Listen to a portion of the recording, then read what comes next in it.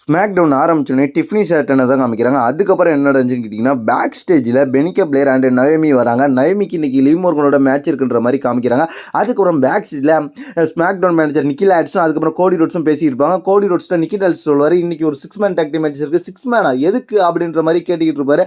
அந்த இடத்துல ஒரு மேட்ச் இருக்கிற மாதிரி ரூமரை சொல்லிக்கிட்டு இருப்பாங்க. அதனால் என்ன மேட்ச்ன்றதை அந்த இடத்துல அஃபிஷியலாக கன்ஃபார்மும் பண்ண மாதிரி நம்மளுக்கு காமிக்க மாட்டாங்க. ஆனால் இவங்க 2 பேர் பேக் ஸ்டேஜில் நின்று பேச ஆரம்பிப்பாங்க.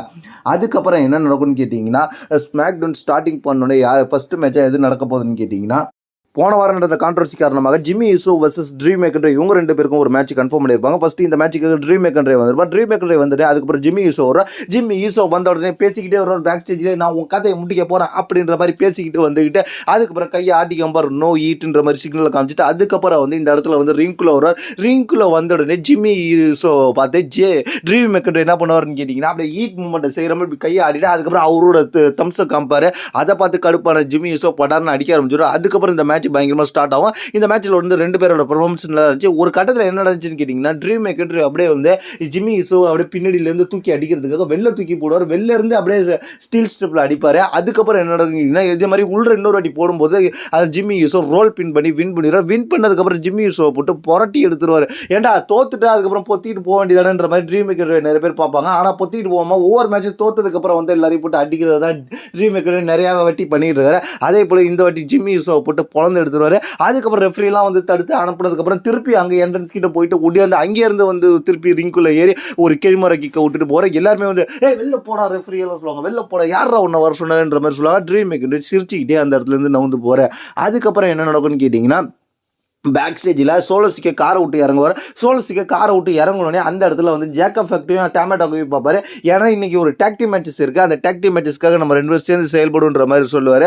அதுக்கப்புறம் வந்து இன்றைக்கி டாக் டீம் மேட்சஸ் வந்து போன வாரம் நடந்த கான்ட்ரவர்சி அவர் சோலோசிக்க சொல்லுவார். போன வாரம் நான் கான்ட்ரவர்சி நடந்து தெரியாமல் தான் அடிபட்டுச்சு அப்படின்ற மாதிரி சொல்லுவார். ஆனால் இன்றைக்கி ஒரு டாக் டீம் மேட்சஸ் இருக்குன்றதை அவங்க அஃபிஷியலாக கன்ஃபர்மேஷன் பண்ணியிருப்பாங்க. அதுக்கப்புறம் என்ன நடக்கும்னு கேட்டிங்கன்னா, பேக் ஸ்டேஜில் இன்னொரு இடத்துல என்ன நடக்கும்னு கேட்டிங்கன்னா, மிஸ்ஸும் கார்மலா யூஸும் இருப்பாங்க. அந்த இடத்துல வந்து ஆட்ருத் வந்து என்னடா உனக்கு பிரச்சனை, போன வாரம் தான் நம்ம 2 பேரும் சண்டே முடிஞ்சிருச்சுன்னு கார்மல் வைஸ் ஆட்ருத்தை பார்த்து சொல்ல அதெல்லாம் முடிஞ்சிருச்சு, நான் இப்போ ஒன்று கூட சந்திச்சேன் அப்படின்ற மாதிரிலாம் கார்மல் வைஸை பார்த்து கேட்பேன். உடனே மேட்ச் டாக் டீம் மேட்சஸ் நடக்கணும் அப்படின்ற மாதிரி சொல்லுவார். பிஸ்ஸும் கார்மல் வைஸும் அந்த இடத்துல டீமாக இருப்பாங்க. அதுக்கப்புறம் வந்து ஆட்ருத்து தனக்கு சப்போர்ட்டாக ஒரு ஆள் வருவார், ஒரு லெஜண்ட் வருவார்ன்ற மாதிரி சொல்லிட்டு போகிற அந்த இடத்துல மேட்ச் ஸ்டார்ட் பண்ணோடனே ஃபஸ்ட்டு இந்த மேட்சுக்காக மிஸ் அண்ட் கார்மலா யூஸ் வருவாங்க. அதுக்கப்புறம் வந்து ஆட்ருத் வந்து தன்னோட டாக் டீம் பார்ட்னர் இன்ட்ரடியூஸ் பண்ணி எல்லை நைட் அவர் வைப்பார். எல்லை நைட் வந்தோடனே அவருக்கு வந்து கேக் கொடுப்பார். அதுக்கப்புறம் கழுத்தில் இந்த மாலையெல்லாம் மாட்டி விடுவார். அதுக்கப்புறம் அதெல்லாம் ஆடியன்ஸில் தூக்கி விட்டு மேட்ச் ஸ்டார்ட் ஆகும். இந்த மேட்ச்சில் வந்து ஆட்ருத் எப்போதும் போல ஃபஸ்ட்டே காமெடி பண்ணுவார். மிஸ்ஸு கூட நின்று டாக் டீமே வாங்குற மாதிரி காமெடி பண்ணுவார். அதுக்கப்புறம் அடிச்சிருவாங்க. அதுக்கப்புறம் இந்த மேட்ச்சில் வந்து ஆட்ருத் வந்து எப்போதும் ஜான்சனா போலவே செய்வார். ஆனால் வந்து என்ன நடக்கும்னு கேட்டிங்கன்னா, ஒரு கட்டத்தில் இந்த மேட்ச்சில் வந்து எல்லை நைட் வந்து வெளில மிஸ்ஸை போட்டு அடிச்சுக்கிட்டு இருந்த நேரத்தில் யாரும் எதிர்பார்க்காத விதமாக ஷின்சி நகமுரா வந்து இந்த மேட்ச்சில் வந்து உள்ற வந்து மிஸ் அட்டாக் பண்ணிக்கிட்டு இருந்து எல்லை நைட்டை ரிங் சைடில் வச்சு அடிப்பார்.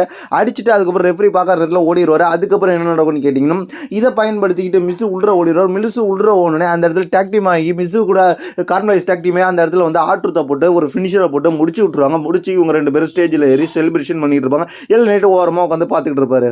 அடுத்த என்ன நடக்கும், டிஃப்னி ஷேட்டன் வருவாங்க. டிஃப்னி ஷேட்டன் வந்து தன்னோட அருமை பெருமையெல்லாம் பேசுவாங்க. நான் தான் ரெஸ்ல்மேனியாவில் ஜெயிக்க போகிறேன் அப்படி இப்படின்ற மாதிரிலாம் பெருமையாக பேசிக்கிட்டு இருப்பாங்க. அந்த நேரத்தில் இடையில யார் வருவான்னு கேட்டிங்கன்னா, நயா ஜாக்ஸும் அண்ட் கேண்டிலேவும் இன்டர்பிரேட் ஆகி பேச ஆரம்பிச்சிருவாங்க. அவங்க என்ட்ரன்ஸ்கிட்டே மைக்கை வாங்கி பேசிக்கிட்டே வருவாங்க. அந்த இடத்துல அவங்க பேசிக்கிட்டே வந்துட்டு இருக்க அப்புறம் என்ன நடக்கும்னு கேட்டிங்கன்னா, கேண்டிலே வர்சஸ் டிஃப்னி ஷேட்டன் இவங்க 2 பேருக்கும் ஒரு மேட்ச் ஸ்டார்ட் ஆகும். இந்த மேட்ச்சில் பொறுத்த வரைக்கும் 2 பேருமே லைவ் பர்ஃபார்மன்ஸ் பண்ணிட்டு இருப்பாங்க. ஒரு கட்டத்தில் இந்த மேட்ச்சில் யாரும் எதிர்பார்க்காத விதமாக சார்லட் ஃப்ளேர் என்ட்ரன்ஸில் வழியாக வருவாங்க. வந்து அவங்க டிஸ்ட்ராக்ட் பண்ணாமல் அப்படியே கமெண்ட்ரி செக்ஷனில் போய் உட்காந்துருப்பாங்க. இந்த மேட்ச்சில் வந்து ஒரு கட்டத்தில் என்ன நடக்கும்னு கேட்டிங்கன்னா, டிஃப்னி ஷேட்டன் தன்னோட ஃபினிஷரை போட்டு மேட்சை முடிச்சு வின் பண்ணிடுவாங்க. வின் பண்ணதுக்கப்புறம் என்ன நடக்கும்னு கேட்டிங்கன்னா, நயா ஜாக்ஸ் பின்னாடியே வந்து அட்டாக் பண்ண ஆரம்பிச்சிருவாங்க. நயா ஜாக்ஸ் அட்டாக் பண்ணிட்டு தன்னோட ஃபினிஷரை போடலாம், டிஃப்னி ஷேட்டன் கதையை முடிச்சு விடலான்னு நினைக்கிறப்ப அந்த இடத்துல யார் வருவான்னு கேட்டிங்கன்னா, ட்ரிஷ் ஸ்ட்ராட்டஸ் வருவாங்க. ஏன்னா Trish Stratus and Tiffany Stratton versus Nia Jax and கேண்டிலே இவங்க 2 பேருக்கும் இவங்க 2 டீமுக்கும் எலிமினேஷன் சேம்பரில் டாக் டீம் மேட்சஸ் இருக்குது, அதுக்காக வருவாங்க. அதுக்கப்புறம் அவங்களுக்கு கேண்டிலேவும் நயா ஜாக்ஸ் வந்து ட்ரிஷ் ஸ்ட்ராட்டஸையும் அடிச்சு போட்டு டிஃப்னி ஷேட்டனையும் அடிச்சு போட்டாங்க. போட்டதுக்கப்புறம் என்ன நடக்கும்னு கேட்டிங்கன்னா, அதுக்கப்புறம் ஒட்டு மொத்தமாக 2 பேருக்குமே சேர்ந்து தன்னோட ஃபினிஷரை போட்டு தெறிக்க விடுவாங்க நயா ஜாக்ஸ். ஆனால் வந்து ட்ரிஷ் ஸ்ட்ராட்டஸ் காப்பாற்ற வந்தாங்க. அவங்களுக்கு உதவி பண்ணாமல் டிஃப்னி ஷேட்டன் அப்படியே ரோப்லேயே சாஞ்சிக்கிட்டே நிற்பாங்க அப்படின்ற மாதிரி தான் காமிப்பாங்க. அதுக்கப்புறம் என்ன நடக்கும்னு கேட்டிங்கன்னா, சார்லட் ஃப்ளேர் அப்படியே ரிங்குள்ளே ஏறி என்ன பண்ணுவாங்கன்னு கேட்டிங்கன்னா, உன்னை நான் ரெஸ்ல்மேனியாவில் சந்திக்கிறேன்ற மாதிரி கை காமிச்சிட்டு போவாங்க. அதுக்கப்புறம் பேக் ஸ்டேஜில் பார்த்தீங்கன்னா, கோடி ரோட்ஸ்ட்ட டேமன் பெஸ்ட் பேசிக்கிட்டு இருப்பாரு. நீ இப்போ சாம்பியனாக இருக்கலாம், எலிமினேஷன் சேம்பர் முடிஞ்சதுக்கப்புறம் நான் வந்து உன்னை சந்திக்கிறேன் அப்படின்ற மாதிரி அதுக்கப்புறம் பிராண்ட் ஸ்ட்ரோமன் வந்து டேவிட் பெஸ்ட்டை இன்னைக்கு டேக் டீம் மேட்சஸ் இருக்குல்ல அதை பற்றி பார்ப்போம், நீ உனக்கு வாழ்த்துக்கள், ஆனால் நீ எலிமினேஷன் சேம்பர் குவாலிஃபிகேஷன் ஆனதுக்கு அப்படின்ற மாதிரி சொல்லிட்டு போவார். அடுத்து என்ன நடந்துச்சுன்னு கேட்டிங்கன்னா, பேக் ஸ்டேஜில் நயோமி அண்ட் பெனிகா பிளேயர் அவங்க வந்து இப்போ லீவ் மோர்கனோட விளையாடக்கூடிய மேட்சை பற்றி பேசிட்டு இருப்பாங்க. அதுக்கப்புறம் அவங்க ரிங்க்கு வந்தோடனே பின்னாடியே வந்து என்ன நடக்கும்னு கேட்டிங்கன்னா, லீவ் மோர்கன் ரிக்கி ரெண்டுகளும் நயோமியும் பெனிகா பிளேயரையும் போட்டு அடின்னு அடிக்க ஆரம்பிச்சிருவாங்க. அதனால அந்த இடத்துல மேட்ச் நடக்க வேண்டிய நயோமி வர்சஸ் லீவ் மோர்கன்ற மேட்ச் வந்து அந்த இடத்துல நடக்காமல் கேன்சல் ஆகிடும். இந்த மேட்ச்சில் வந்து பயங்கரமாக அடிபட்டுருவாங்க ரெண்டு பேருமே. ஏன்னு கேட்டிங்கன்னா, மேட்ச் நடக்கிறதுக்கு முன்னாடியே அவங்க என்ட்ரன்ஸ் கொடுத்துக்கிட்டு இருக்கக்கூடாது, செலிப்ரேஷன் பண்ணிட்டு இருக்க நேரத்தில் என்ட்ரன்ஸில் செலிப்ரேஷன் பண்ணிட்டு இருக்க நேரத்தில் வந்து அடின்னு அடித்து துவச்சிருவாங்க. அதுக்கப்புறம் வந்து பேக் ஸ்டேஜில் உள்ள சப்போர்ட் டீம்ஸ்லாம் வந்து அவங்கள வந்து வெளில போக சொல்லிடுவாங்க. இந்த மூமெண்ட் பயங்கரமாக இருந்துச்சு. அதுக்கப்புறம் அவங்களாம் தடுத்து விட்டுனே அவங்க வெளில போயிடுவாங்க. அதுக்கப்புறம் என்ன நடந்துச்சுன்னு கேட்டிங்கன்னா, பேக் ஸ்டேஜில் ஒரு பெரிய ட்ரக் வர மாதிரி காமிப்பாங்க. அதுக்கப்புறம் என்ன நடந்துச்சுன்னு கேட்டிங்கன்னா, பேக் ஸ்டேஜில் அதாவது ரிக்கி ரெண்டுகள் லீவ் மோர்கன் இந்த இடத்த விட்டு வெளில போங்கன்னு சொல்லுவாங்க. அவங்க நக்கலை சிரிச்சுக்கிட்டே அந்த இடத்த விட்டு கிளம்புவாங்க. அதுக்கப்புறம் என்ன நடந்துச்சுன்னு கேட்டிங்கன்னா, செல்சா கிரீனா அதுக்கப்புறம் பிப்பர் நீவனு இவங்களுக்கான மேட்சஸ் சொல்லுங்க, எலிமினேஷன் சேம்பரில் யார் இருந்தாலும் நான் அவங்கள தோக்கடிப்பேன் அப்படின்ற மாதிரி சொல்லுவாங்க. அதுக்கப்புறம் என்ன நடந்துச்சுன்னு கேட்டிங்கன்னா, ஃபைனல் பாஸ் ராக் ரிட்டன் வரப்போறான்னு சொல்லியிருந்தாங்க. அது போல் ரிட்டன் வருவார், ரிங்குள்ளே வந்து பேச ஆரம்பிச்சுன்னு என்னன்னு கேட்டிங்கன்னா, எல்லாருக்குமே ஒரு புதிய ஷாக்கிங்கான விஷயத்தை சொல்லுவார். என்னன்னு கேட்டிங்கன்னா, நியூ ஆர்லாண்ட்ஸுக்கு மீண்டும் ரெசல்மேனியா வருதுன்னு சொல்லி ரெசல்மேனியா 42 பிளேஸ் லொகேஷனை அஃபிஷியலாக வந்து ராக் வந்து அந்த இடத்துல ரிவீல் பண்ணுவார். ராக் ரிவீல் பண்ணதுக்கப்புறம் என்ன நடக்கும்னு கேட்டிங்கன்னா, அந்த இடத்துல வந்து அந்த ரெசல்மேனியா போஸ்டர் காமிச்சிட்டு அது என்ட்ரன்ஸ் கிட்ட போஸ்டர் வெட்டிச்சு தெறிக்க விடும். அதுக்கப்புறம் என்ன நடக்கும்னு கேட்டிங்கன்னா, ராக் ஒரு பாட்டு பாடுவார். பாட்டு பாடிட்டு இருக்க நேரத்தில் ஆடியன்ஸ் சேர்ந்து பாட்டு பாடுவாங்க. வாய மூடுங்கடா, இது எனக்கான பாட்டு, நான் மட்டும் தான் பாடுவேன், ஃபைனல் பாஸ் மட்டும் தான் பாட வேண்டிய பாட்டு அப்படின்னு சொல்லுவார். அதுக்கப்புறம் வந்து அவரே மட்டுமே பாடுவார். ஆடியன்ஸாக சைலண்ட் ஆகிடுவாங்க. அப்போ அதுக்கப்புறம் என்ன நடக்கும்னு கேட்டிங்கன்னா, அமெரிக்கன் நைட்மேர் கோடி ரோட்ஸ் அந்த இடத்துல வர வைப்பார். வர சொல்லிட்டு அவரை பற்றி பேசுவார். நீ எனக்கான சாம்பியன், நீ ஒரு முக்கியமான ஆள், நீ ஒரு பெரிய சாம்பியன், உன்னை எனக்கு ரொம்பவே பிடிக்கும். அதனால தான் நம்ம வந்து ராவோட நெட்ஃப்ளிக்ஸோட ஃபர்ஸ்ட் வீக் சொல்லி நம்ம அதிகமாக பேசியிருப்போம், பின்னாடி பார்ட்டிலாம் பண்ணியிருப்போம். அதுக்கப்புறம் போன வருஷம் ரெசல்மேனியா முடிஞ்சோடனே என்ன நடந்துச்சுன்னு கேட்டிங்கன்னா, உன்னோட மாமா ரோட்ஸும் என்னோட மாமா ராக்கும் நம்ம ரெண்டு பேரோட அம்மாக்களும் ரெண்டு பேருமே இப்போ நண்பர்கள் ஆகிட்டாங்க.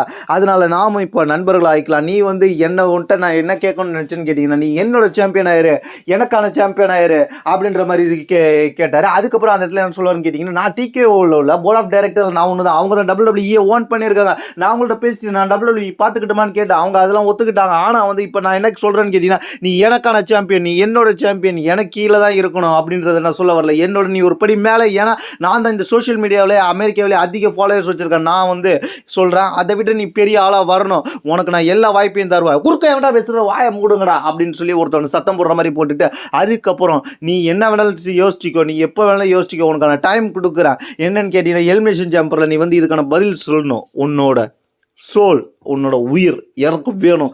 அதுக்கு நீ எலிமினேஷன் சேம்பர் வரைக்கும் வெயிட் பண்ணு, உனக்கு டைம் கொடுத்துருக்குற, நீ நல்லா யோசிச்சுட்டு முடிவெடு அப்படின்னு கேட்டு ராக் அந்த இடத்துல கிளம்புவார்.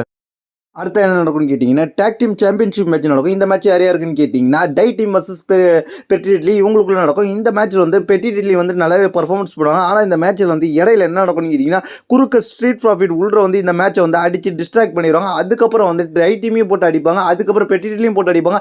அதுக்கப்புறம் அவங்களுக்கு சப்போர்ட் பண்ண வந்து MCG அதாவது மோட்டார் சிட்டி மிஷின் கன்ஸையும் போட்டு அடின்னு அடிப்பாங்க. எல்லாரையும் போட்டு ஒட்டுமொத்தமாக குமரிட்டு போயிடுவாங்க ஸ்ட்ரீட் ப்ராஃபிட். பயங்கரமான சம்பவமாக இருந்துச்சு. டேக் டீம் டிவிஷனில் இந்த 4 டீமுக்கும் ஒரு டேக் டீம் சாம்பியன்ஷிப் மேட்சே வரப்போகுது அப்படின்றது இப்போதைக்கு கிளியர் ரூட்டாக தெரிஞ்சிருக்கு. அதனால இந்த டேக் டீம் டிவிஷன் கொஞ்சம் இப்போ ஃபயர் அப் ஆயிருக்கு. ஸ்மாக் டவுன் மெயின் ஈவெண்ட் வந்துட்டோம். ஸ்மாக் டவுன் மெயின் ஈவெண்ட்ல என்ன நடந்துச்சுன்னு டேக் டீம் மேட்சஸ் நடந்துச்சு. இந்த டேக் டீம் மேட்சஸ் யார் யாருன்னு Damian Priest and Braun Strowman versus Jacob Fatu and Solo Sikoa இவங்களுக்குள்ள நடந்துச்சு. டேமியன் பிரிஸ்டும் பிராண்ட் ஸ்ட்ரோமன் வந்ததுக்கு அப்புறம் Jacob Fatu and Solo Sikoa டேமட்டாங்கோட வராங்க. வரும்போதே வந்து பிராண்ட் ஸ்ட்ரோமனையும் சரி அதுக்கப்புறம் வந்து டேமியன் பிரிஸ்டையும் சரி ரெண்டு பேருமே தாக்கி பேசிக்கிட்டே வராங்க. அதுக்கப்புறம் மேட்ச் ஸ்டார்ட் ஆகுது. மேட்ச் ஸ்டார்ட் ஆக பண்ணோடனே பிராண்ட் ஸ்ட்ரோமன் வந்து டேமட்டாங்கோவை அடிச்சு விரட்டலான்னு பார்க்குறாரு. அந்த இடத்துல வந்து அவர் முறைச்சிக்கிட்டு இருக்க நேரத்தில் பின்னாடியே வந்து ஜேக்கப் ஃபெக்டோ அவர் அட்டாக் பண்ண ரெண்டு பேருமே தெரிச்சுக்கிட்டு ரிங் பெல் அடிக்கிற இடத்துல விழுவாங்க. அதுக்கப்புறம் என்ன நடக்கும்னு கேட்டீங்கன்னா, ஒரு கட்டத்தில் மேட்சோட எண்டிங் எப்படி இருக்குன்னு கேட்டீங்கன்னா, டேமியன் பிரிஸ்ட் ரெண்டு பேருமே சமாளிப்பார். பிராண்ட் ஸ்ட்ரோமன் அடிபடி கீழே கிடக்கிற நேரத்தில் மாறி சமாளிப்பார். ஒரு கட்டத்தில் ஜேக்கப் ஃபெக்டர் சூப்பர் கிக் விட்டுறலாம் அப்படின்ற பார்ப்பாரு. அந்த இடத்துல வந்து நவுந்துருவார். டேமியன் பிரிஸ்ட் நவுந்தோடனே அந்த சூப்பர் கிக் சோலோ சிக்கா மேலே விழுந்துரும். சோலோ சிக்கா மேலே விழுந்தோடனே அந்த சூப்பர் கிக் விழுந்தோடனே அதுக்கப்புறம் வந்து என்ன பண்ணுவாருங்கன்னா, உஷாரான டேமியன் பிரிஸ்ட் இதாண்டா சரியான சந்தர்ப்பம் வேடிக்கை பார்த்துக்கிட்டு இருந்த ஜேக்கப் ஃபெக்டரை பிடிச்சி அப்படியே வெளில தள்ளி விட்டுருவாரு. வெளில தள்ளி விட்டுட்டு அதுக்கப்புறம் வந்து சோலோ சிக்கா வைப்பாரு. அந்த நேரத்தில் பிராண்ட் ஸ்ட்ரோமன் வெளில கடந்த பிராண்ட் ஸ்ட்ரோமன் என்ன பண்ணுவாருன்னு கேட்டிங்கன்னா இதுதான் சரியான நேரம்னு சொல்லி அப்படியே வந்து 2 பேருக்கும் அப்படியே ரன்னிங்கில் வெளில அப்படியே சுற்றிட்டு வந்து எக்ஸ்பிரஸ் மூவை போடுவார். போட்ட உடனே அப்படியே 2 பேரும் அடிச்சு அதாவது டேமட்டாங்கவும் ஜேக்கப் ஃபக்னா அடிச்சு கமெண்ட்ரி டேபிளில் தெறிக்க விட்டு தூக்கி விட்டு எறிஞ்சு விட்டுட்டு அந்த டிஷர்ட் அப்படி கிழிச்சிட்டு அதுக்கப்புறம் வந்து ஆக்ரோஷமாக நிற்பார். வெளியே இவனை உள்ள போக விடாமல் தடுத்துக்கிட்டு அந்த நேரத்தில் டேவிட் பெஸ்ட் சோக்ஸ்லாம் போட்டு சோல்ஸுக்காக ஷிட்டோ சோக்ஸ்லாம் போட்டு இந்த மேட்சை முடிச்சு வின் பண்ணிடுவார். வின் பண்ணோடனே பிராண்ட் ஸ்ட்ராமனும் டேவிட் பெஸ்ட்டும் சேர்ந்து செலிப்ரேஷன் பண்ணுவாங்க. இதுதான் இந்த ஸ்மாக் டவுன் நடந்துச்சு. இந்த ஸ்மாக் டவுன் தரமாக இருந்துச்சு. இதை பற்றி உங்களுடைய கருத்து என்ன கீழே உள்ள கமெண்ட்ஸ் பண்ணுங்க. தேங்க்ஸ் ஃபார் வாட்சிங்.